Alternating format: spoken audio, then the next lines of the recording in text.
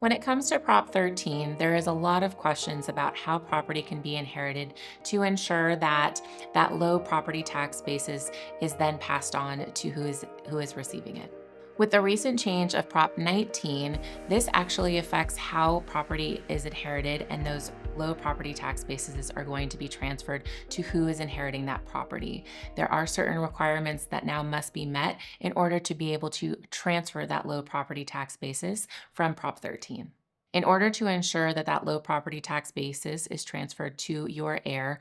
those requirements include that you must have this home as a primary residence upon your passing. In order then for it to transfer to your child, they must take over that primary residence as their own primary residence within 1 year of your passing. This will ensure that they are able to keep that low property tax basis as a result of the changes of Prop 19. In addition to those requirements with primary residence, you have to ensure that the parent-child exclusion is submitted to the county so that there is that exclusion on file so that there is no reassessment of the property upon that transfer.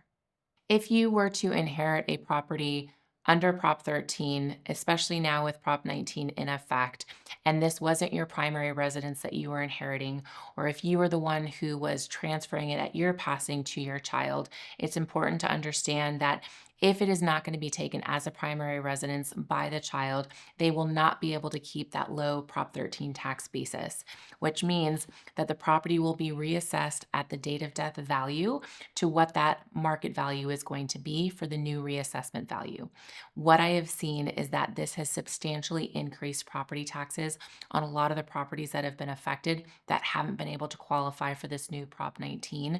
exemption. What this also means is that once those property taxes increase, the family may not be able to actually afford the property anymore. So we are seeing families having to sell the property because they can no longer afford the property taxes associated with it. If you have a low property tax basis under Prop 13, it's important to understand and know what type of planning are you going to do to make sure you can maximize that low property tax basis. If you have non-family members that are going to be receiving this property that are not your children, it is not likely that you're going to be able to transfer that low property tax basis to them. One of the exceptions to this is if you have a grandchild that it's going to be receiving the property, they can actually apply for that parent-child or grandchild exemption if their parent is no longer living. This is one of the ways that they can transfer it to those grandchildren in that specific circumstance.